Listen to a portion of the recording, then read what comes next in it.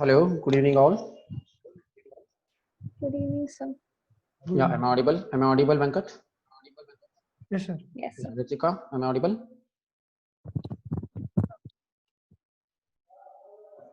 Hello, am I audible to you? Yes, sir. Okay, Yes, you're fine. audible, sir. Fine. Okay, so what we have discussed in the last class? DPSP, sir. DPSP, and Directive Principle of State Policies. Okay, so all of you Yes. have read it from the NCERT. We have and seen the video? questions also. You have seen the questions. Yes. Okay, fine. So did you solve the questions? Yes, Let- sir. We did in the last class. We did in the last class. Fine. So, are you solving the MCQs which are available on the UPSC portal? There are some multiple choice questions which are available on the UPSC portal related to the same topics. You're not saying that. No, Why? so because I saw some of the videos, they're just saying what is written in the text, like Mhm. not explaining it, just saying what's written in the text. So I don't think it's useful. I didn't find it productive. Okay. Okay. What about the subjective questions which are available on the portal? So that I haven't. So what are you Okay. talking about? See, there are some Questions on the portal. Yeah, because on UPSC portal Videos. also there are some multiple choice questions with respect to the topics which we are studying now, right?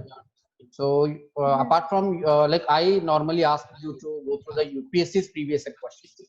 So I hope like going through the UPSC's previous questions, you are getting an idea that how the questions are being framed in the UPSC. But there are some questions on the UPSC portal also. You go through that and you can give the feedback about it. Fine. Okay. Anyways, so the next topic after the DPSP is fundamental duties. So have you done fundamental duties? Yes, So sir. just read it. Okay, Yes, fine. sir. Okay, okay. Yes, Venkat. Sir, regarding Article 13, I had a small doubt. Yes. Yes, yes, sure. You can ask me. Sir, I don't know the question is correct or not. I was asking you just to Mhm, provide equal pay for both men and women. mhm. Regarding that, Right. see, in film industry, male actors getting more remuneration compared to female actors. Mhm. So how can you say that there is an equal But the pay for DPSPs, equal? yeah, but the DPSPs are for the state, Venkat.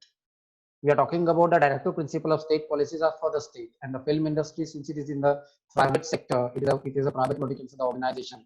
So that is not applicable for the film industry. Am I right, Venkat? Your question is valid that why the female actors are not getting the equal pay for their work.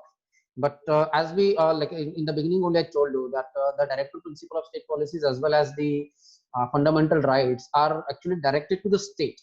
If the government organization is having such discrimination, then it may be a violation of what you can say the fundamental rights, or as well like equal pay for equal work is not a fundamental right, but it is a DPSP, and laws have been passed into the parliament. The acts have been passed into the parliament, which ask for equal pay for equal, we can say, work for both men and women. Right. So suppose if you become an IAS officer, and suppose Smriti or Ritika become IAS officer, so there will be no difference of payment for you and them. Right. All of you will be having the equal payment. Got it. So that is what is the Article 39 says: equal pay for equal work. Got it, Venkat? Yes, sir. Sir, also there is a question regarding fundamental rights. Okay. Right to reputation. Right to Mhm. reputation often mentioned in the news is related to. That is a question. Coming Right to to options. right to Reputation. right to reputation. Okay. Yes, sir. There is nothing Often. like specific is mentioned as right to reputation in the constitution. But anyways, we will try to find. From where you got this question? Somewhere in the night, sir. See, I was trying to answer a quiz questions in Instagram. Okay. So from there I found this question. Okay, fine. Check it. What are the Right to options? reputation Mm-hmm. often mentioned in the news is related to. Mm-hmm. Option A, Article 18, B, Mm-hmm. 19 Article, C, 20, D, 21. Article Okay. 21D. Check it. Okay, what do you think? What is the answer of this question? Correct option. Sir, when I search in internet, I got Article 21 is the correct answer. I don't know why. I was just asking this. Hmm. Right to Okay, reputation. yeah, Smriti and Ritika, can you explain why Article 21 is the right option? Actually, the question which is framed actually is the wrong question. There is nothing right. like right to reputation which is mentioned in the Constitution of India. But anyways, if someone has framed this question saying that right to reputation comes under which of the following articles, so there might be some judgment of the Supreme Court related to this. So Supreme Court must have like given some guidelines regarding this, that the right to reputation should also come under Article 21. So why it should come under, yeah, why it should come under Article 21? So can you explain? Yes. Because it comes under protection of life and liberty. Okay. And also, once you mentioned that if a good lawyer can turn anything into Article 21. Yeah, Yes. I told you once that anything can, like a good lawyer, a good constitutional lawyer, cannot he can sit on anything. Like he can relate this with Article 21. So Article 21 says right to life and personal liberty. It's not. It's not Yes, only liberty, Ritika. It's personal liberty. So liberties are there in Protection of Article life. 19, right? In 19, certain freedoms are given. So those freedoms like freedom of movement, freedom of expression, freedom of having profession, that is all given in Article 19. But here it's about the liberty, like right, liberty of personal, like liberty of personal privacy, you can say. So reputation comes under the right to life and the personal liberty. So that is why the right to reputation must come under Article 21. The word Correct, reputation Ankit? comes under Article. Sorry? Yes, sir. The Yeah. word reputation comes under Article 21.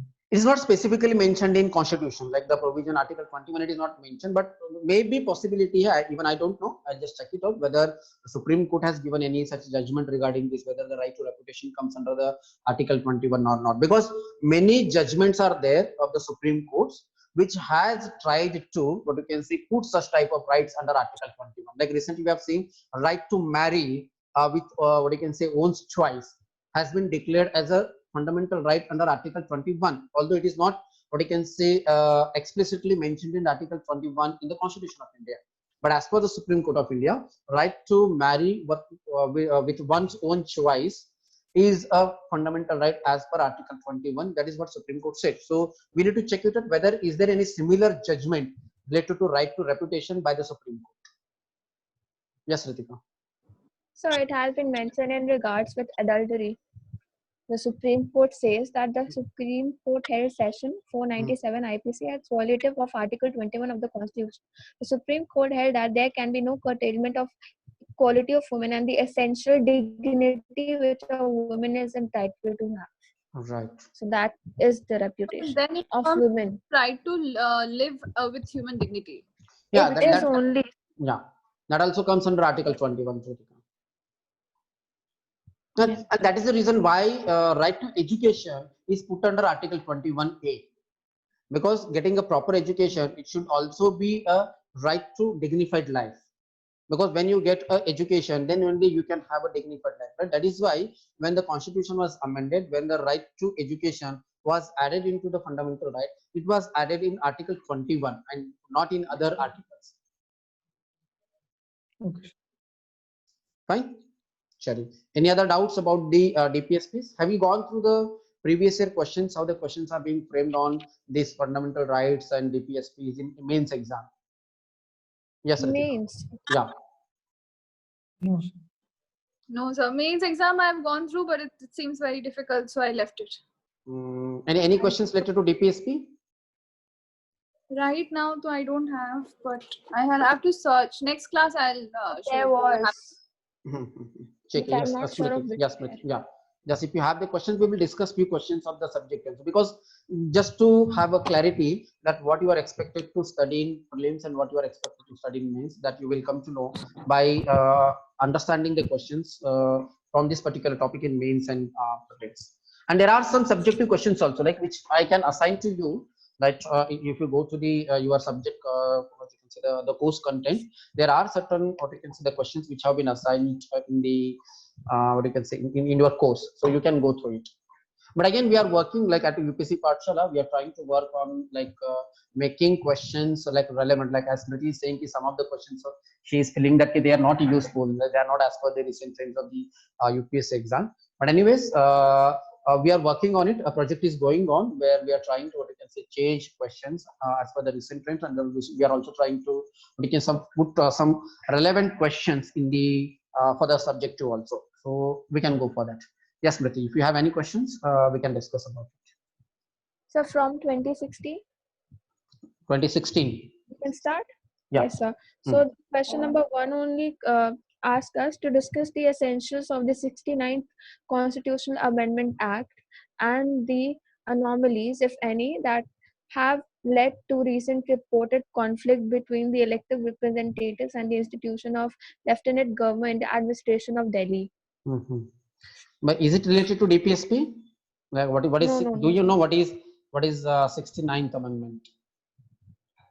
69th Amendment. Provide special status to Union Territory of Delhi as national capital of Delhi. Right. So you see that recently, that few years back, there was a conflict between the CM Kejriwal and the Lieutenant Governor of the Delhi, and we know that Delhi is a union territory. So Delhi is not having a full-fledged, what you consider, status as a state. So that is why the conflict was going on. Yeah, the conflict was going on between the Lieutenant Governor and CM, because CM was an elected chief minister, and whatever the decisions are taken by the CM, those were not accepted by the Lieutenant Governor.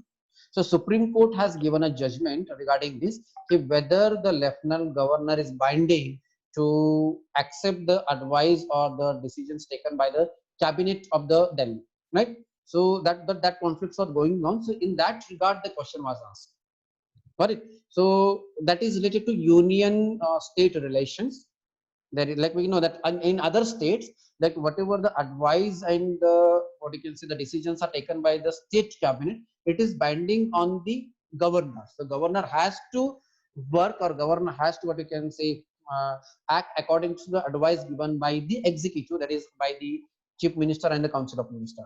But here in case of Delhi, the lieutenant governor has some special, what we can say, the power, where the lieutenant governor sometimes is not, what you can say, sometimes is not, what you can say, he is not abide to follow the advice given by the state executive in Delhi.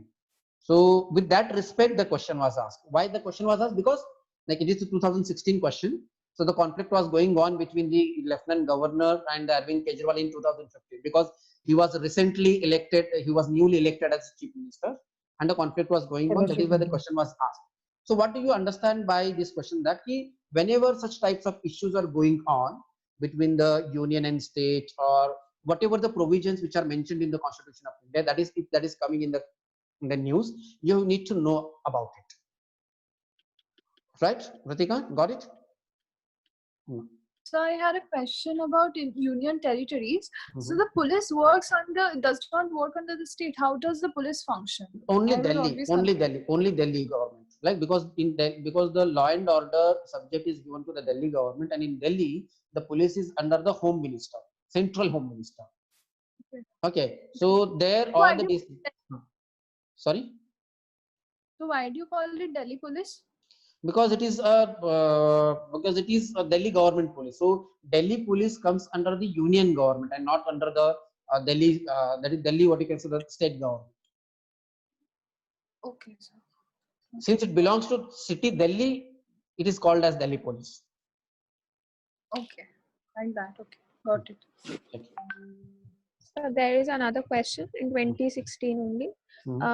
Discuss each adjective attached to the word republic in the preamble. Are they defendable in the present circumstances? Yes. So we have discussed about it, right? So what are the adjectives attached with the word republic in the preamble of the Constitution of India? Yes, Venkat, do you remember? Which adjectives are attached with the word republic in the preamble of the Constitution of India? Added. Sovereign one. Hello. Yes, Venkatesh. Sir, I was asking you which words were added in preamble. You are asking. Not added. Which words? Sorry, which adjectives are attached with the word republic? Smriti, can you read it again? Can you read the question once again so that he can understand it properly? Yes. Discuss each adjective attached to the word republic in the preamble.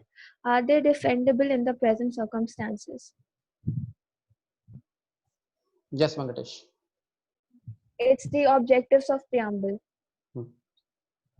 It is not objectives, it is the nature of the constitution. Objectives are liberty, justice, fraternity, equality. And the nature of the Indian constitution is sovereignty, Okay. social, right? Nature, right? Yeah. Yeah, sorry. So what you need to discuss? You need to discuss the words which are like the adjectives which are attached with the word republic. That is sovereign, socialist, secular, and democratic. Right. So this question has two parts. One is that in first part you have to discuss the adjectives. That is what is the meaning of sovereign, then socialist, and secular, and democratic. And in another part, in the other part, you have to answer that are they defendable in the current circumstances. So what do you think? Do you think that the word sovereignty, the word secular, the word socialist, the word what you can say democratic are defendable in the current circumstances? Then again the question was 2016. So the question was asked in 2016. So there were some circumstances, there were something was happening in the country at that time, the current events which were taking place. So in that context, the question was asked. So when you were reading the newspaper at that time, you would have understand the background or the context of asking this question. Not what was happening in the country related to these particular adjectives which were mentioned in the preamble of the constitution. Like, so what do you think? The word sovereign, is it defendable? Do we need to defend our sovereignty? Yes, sovereignty. Defendability here means that we should be protected, or Yeah. it stands in the present time. Right. Like, do Yes, you think the secularism should be defendable in the current country, or we should not? Shall we go ahead, like go away from the secularism? Shall we move towards what you can say theocratic state, or the state based on one particular state, or shall we go for a religious state? No, sir. No, sir. Right. Again, so you think that secularism is defendable? That is what it is like. Democratic nature should also be defendable, right? So democracy should be defendable, sovereignty should be defendable, secularism should also be defendable, and even socialism should also be defendable, right? What is socialism? We have already discussed. Do you think should we maintain the nature of socialistic economy in the country in the current situation? Is it defendable? Shall we have the socialistic pattern or not, or shall we go for the capitalistic? Right now, so we were going for privatization. We are going, So but do we you are- think both government as well as the private sector should exist in India? Yes, So I sir. think there should be a sir. mixed economy, equilibrium between the both. So that is what you are supposed to write, that why these adjectives are still defendable in the current circumstances. So you have to write And in so, the second part of the answer. Got it? and so That is in what is this book, this After one, this one 1991, it where came into existence. Sorry. After 1991, it came. Huh.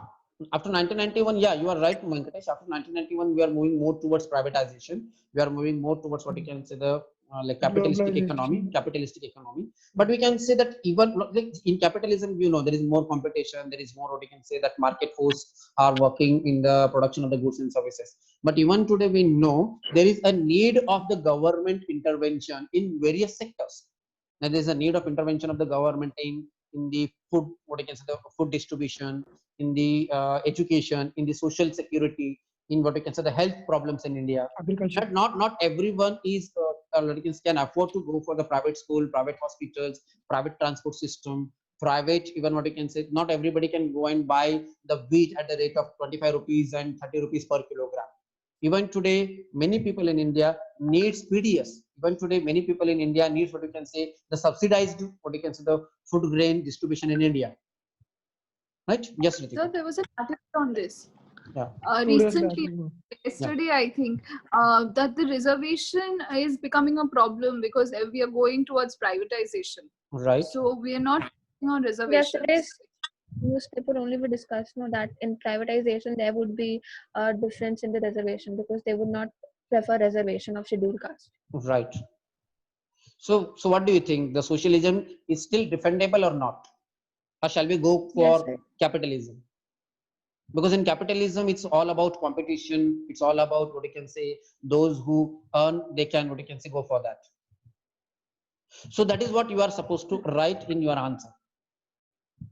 Only developed countries can go, but India cannot. But maybe hope that maybe after a few years, everyone will become at the equal platform. Everyone will become So at. I think if we are going for privatization, it would encourage inequality in the society. Yeah, when see privatization or capitalistic system only works when there is socio-economic equality. Yes, sir. Right. So India is still not what you can say socio-economic what you can say equal country in terms of social what you can say the status, and in terms of economic status also there is a lot of inequality in India. So there is still reason for going for socialism. So this answer does not cover that part Which part? in this book. In this book, no, I told you, no, there are some books where they give the question and they publish the answer also. Yeah, So model they answer. haven't given Yeah, the question. model Yes, answer. sir. They Model haven't answer. given the. Yeah, that is what I'm saying. See what happens when you go through any what you can say such model answers, that you may what you can say like put or restrict your ideas. You may what you can say restrict your what you can say the creativity. See, UPSC expect like these are the points, and you should be able to what you can say write the answer your own by your unique way. So that is what I'm saying, that you should have your own points, your own arguments, your own what you can say the stands on such type of issues, right? So that is why we can say that in UPSC's notification, it is clearly mentioned that a candidate must be able to have a view on a conflicting socio-economic goals of the country. Yes.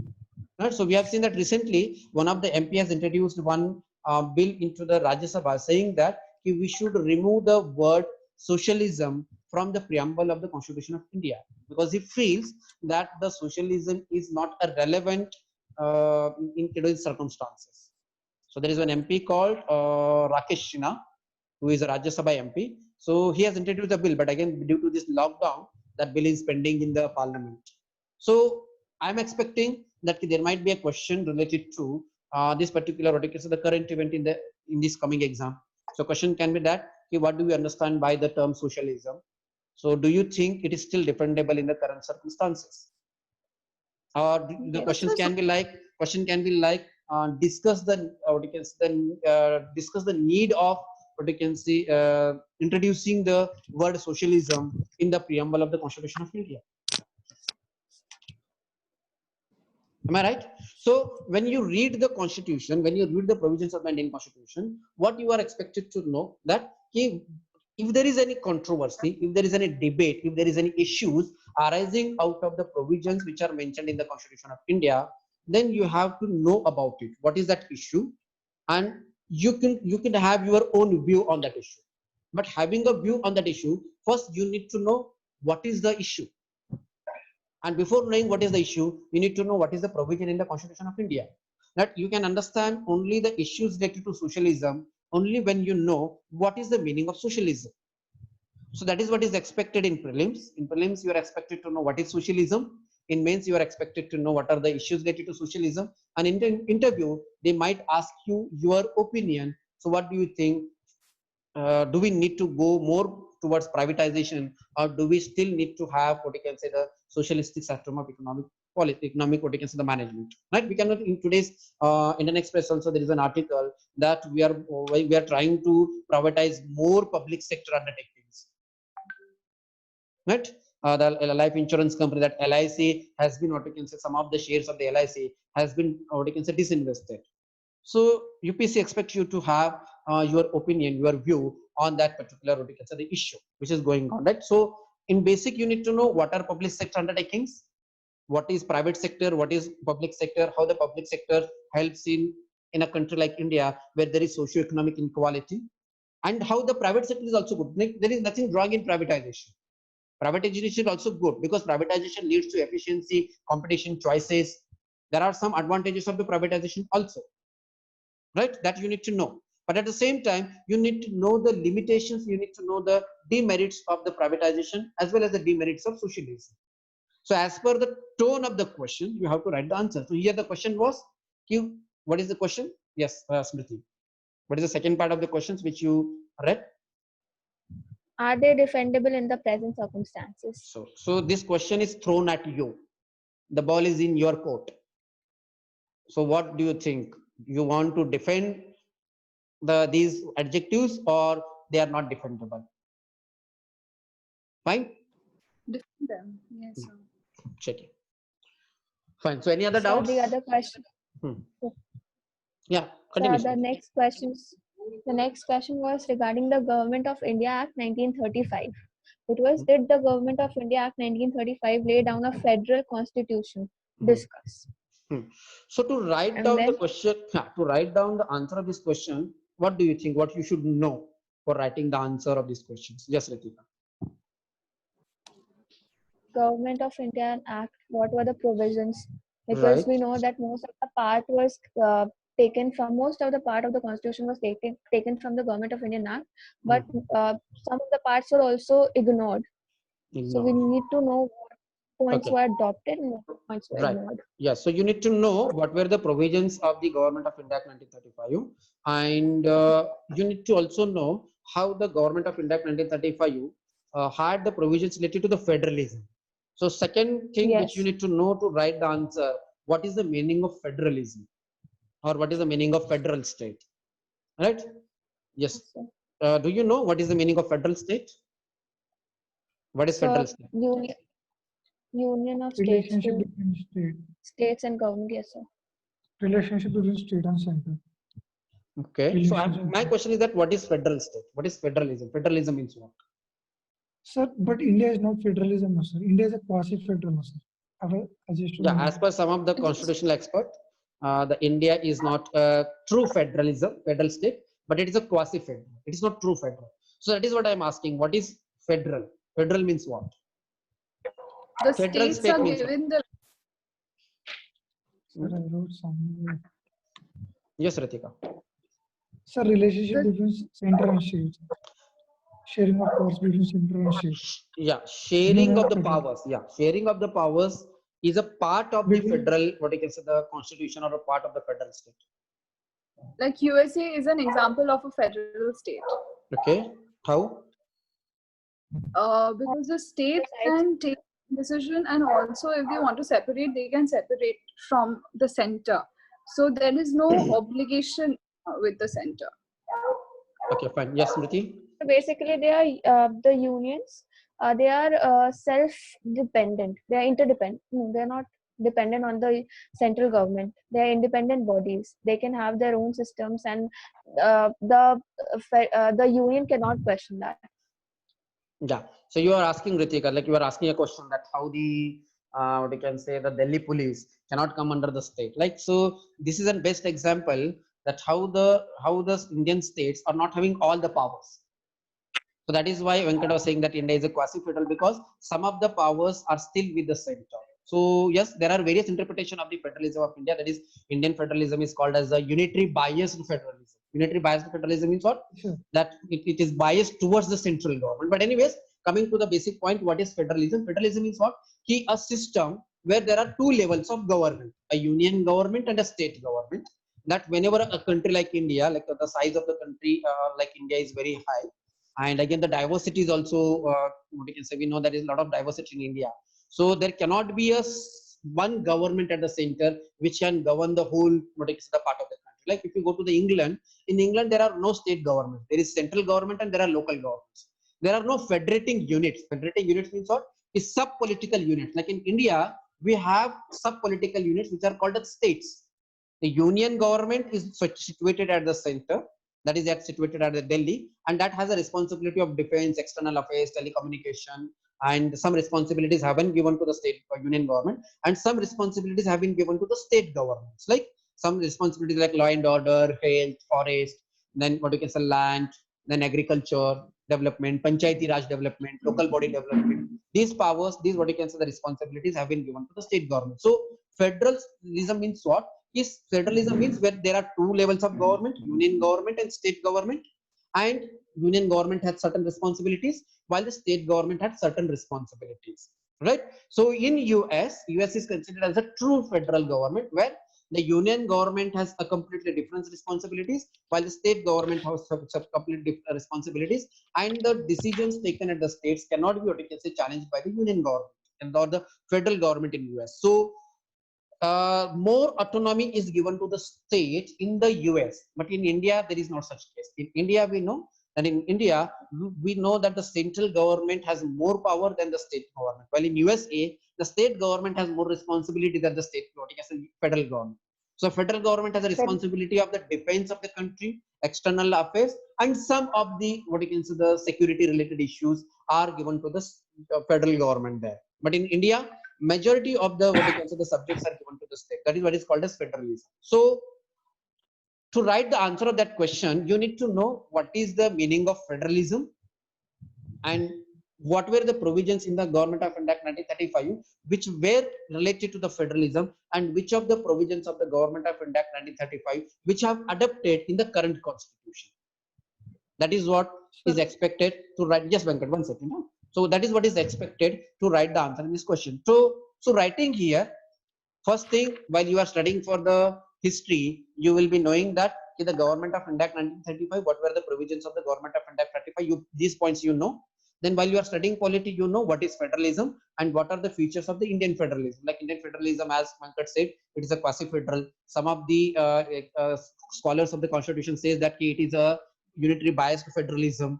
Then you also need to know why we have adopted such type of what you can say federalism, why our federalism is tilted towards central government, why it is tilted towards union government, what is the reason behind this. So that you will get that what you can say the information, you will get it from Subhash Kashyap. So there is one book called Our Constitution. So you will get the answers of such questions, that why we have adopted such type of system. So you have to read Subhash Kashyap for mains what you can say the mains points. Right, you can go and read it. There is a separate chapter in Our Constitutions by Subhash Kashyap, the topic on federalism. Got it? Yes. So can you read the question once again, Smriti? Did the Government of India Act 1935 lay down a federal constitution? Question mark, discuss. So you have to read it. So actually this question is of the, there is one topic in paper 2, in general studies paper 2. First topic is there in general studies paper 2 in mains exam, and the topic says historical underpinnings. Historical underpinnings means what? Background, historic background of our current constitution. Constitution, yes sir. So that question is from, like every year there is one question from the historical underpinnings. And again, Government of India Act 1935 is a favorite topic for UPSC. Most of the times the questions are asked from the Government of India Act 1935. Sir, I guess regarding this question in 2016, another question was asked from the Government of India Act only, that that Governor General was given the residuary powers regarding that. Yeah. Who among the following were given? The residuary powers they were given. Like in India's case, in now, yeah. So even we can see that in current federal structure in India, the residuary subjects were given to the union government. We will be discussing the 7th schedule of the Indian Constitution. We can say that there is a union list, state list, and concurrent list, and subjects have been divided into union list, state list, and concurrent list. But in spite of that, there are certain topics which have been left out. So those residuary subjects, if the law is supposed to be made on those residuary subjects, that can be made by the union government. So this provision of the Government of India Act 1935 we have adopted. But in USA, it is not like it is not same. In USA, the residuary subjects are, or the laws related to the residuary subjects are passed by the respective states and not the federal government, or not the federal legislative body. Okay, so we are left with 3 minutes. So, sir, another question was asked regarding this only. What the next question only? Fine. What is quasi-judicial body? Explain with the help of concrete examples. So yeah, that's a different topic. Quasi-judicial bodies means there are certain quasi-judicial bodies in India, like NGT, that National Green Tribunal. So that is the next topic of the paper. That is statutory, non-statutory, and quasi-judiciary bodies. So in general studies paper 2, there are certain topics. So that question is related to that particular topic, which we have not covered yet. Fine. Okay, coming Then- back to our basics. That yes, Ritika. So there are some prelim questions on fundamental duties. Shall we discuss that? Yes, if you want. You understood whole the fundamental duties, the concept of fundamental sir. duties. Fine, check it. So Yes. if you want to discuss, we can discuss it. No problem. Prelims questions. We have left with 2 minutes. So I guess the session will expire. So once it is expired, I will send you the one more link. If you want to discuss more, then we can continue the discussion. Yes, Ritika, continue. Okay. So there is this one question which says, which of the following statement is or are true of the fundamental duties of an Indian citizen? Okay. Number one, a collaborative process has been provided to enforce these duties. Number two, they are correlative to legal duties. Okay. So what is the first statement? Ritika, what is First statement is the legislative process has been provided to enforce these duties. So is there any legislative process mentioned in the constitution regarding enforcing these duties? Not in the constitution, sir. Not in the constitution. Fine. Not enforced by law. Okay, fine. Ritika, Check it. which year is this question from? I guess This is 2018, 27. 2017. Okay. Well, second statement. Second one is they are correlative to legal duties. Yeah. So what do you think? Second statement is correct or wrong? It's fine. It's right, sir. I feel. So first statement is wrong and second statement is the second statement is correct and first statement is wrong. So answer should be true only. Check it. Okay. Challenge. Yeah. Okay. Any doubts about the fundamental duties you have? No, not really. Not really. Check it. Challenge. So any questions we have? Any questions? Did you see related to mains exam from this part? There was one question which I could recollect that question was asked in 2011 or 2012 mains exam. The question was that all that what is contained in part 4A of the Indian Constitution is nothing but an Indian way of life. So what? The session will expire. The statement was that all that what is contained in part 4A of the Indian Constitution is nothing but Indian way of life. Discuss. True, sir. These are moral obligations. Yeah. So how you can relate this with the Indian way of life? All the fundamental duties. That what you are supposed to write in your answer. Sir, these are the Each and morals. every and- citizen has a responsibility. So that way we can. Before the fundamental duties, also these are something which has been taught to us as a moral value since childhood Perfect. only. This is a Perfect. part As of socialism. this is a part of Socialization. Indian way of Every life, person like has a Indian way of life. responsibility. Indian way of life. Like for example, like having compassion towards living creatures.